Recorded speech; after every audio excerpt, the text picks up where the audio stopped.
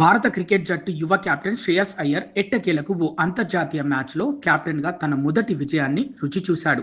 Ireland, England పర్యటనల్లో పరాజయాల్ని ఎదుర్కొన్న తర్వాత జింబాబ్వేతో జరిగిన మొదటి టీ20లో టీమిండియా 7 వికెట్ల తేడాతో ఘన విజయం సాధించింది. కెప్టెన్గా తన 8వ మ్యాచ్లో లభించిన ఈ విజయంపై అయ్యర్ ఎంతో సంతోషం వ్యక్తం చేశారు. ఈ మ్యాచ్లో శ్రేయస్ అయ్యర్ 28 పరుగులతో నాటౌట్గా నిలిచి జట్టును గెలుపు తీరాలకు చేర్చడం విశేషం.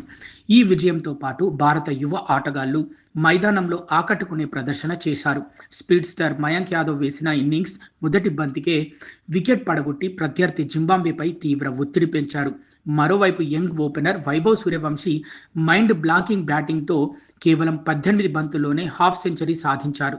ఈ విస్ఫోటక ఇన్నింగ్స్తో అంతర్జాతీయ క్రికెట్ చరిత్రలోనే అతిపిన్న వయసులో హాఫ్ సెంచరీ చేసిన క్రికెటర్గా వైభవ్ అరుదైన చారిత్రాత్మక ప్రపంచ రికార్డును తన పేరిట లిఖించుకున్నారు. తొలి విజయం అనంతరం శ్రేయస్ అయ్యర్ మాట్లాడుతూ సంతోషాన్ని పంచుకున్నారు. కెప్టెన్గా నా మొదటి విజయం సాధించడం వర్ణించలేని ఆనందాన్ని ఇచ్చిందన్నాడు. పిచ్ నుంచి మంచి బౌన్స్ ఉంటుందని ఊహించాను. సరిగ్గా అలాగే జరిగిందన్నాడు. మయాంక్ మొదటి బంతికే వికెట్ తీసి మాకు అద్భుతమైన ఆరంభాన్ని ఇచ్చాడని, వైభవ్ బ్యాటింగ్లో ఏమాత్రం భయం లేకుండా ఆడుతూ తన ప్రత్యేకమైన స్టైల్తో అలరించాడు. క్రీజ్లోకి వచ్చిన ప్రతిసారి అతనిలో కనిపించే ఆత్మవిశ్వాసమే అతని పెద్ద బలం అని కొనియాడాడు.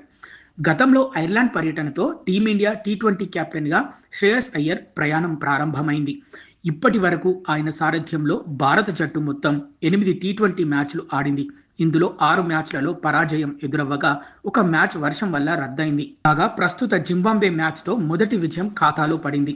వరుస పరాజయాల తర్వాత లభించిన ఈ విజయం అయ్యర్ నాయకత్వ పటిమపై నమ్మకాన్ని పెంచడంతో పాటు జట్టులోని యువ క్రికెటర్లకు కొండంత ఆత్మవిశ్వాసాన్ని అందించింది.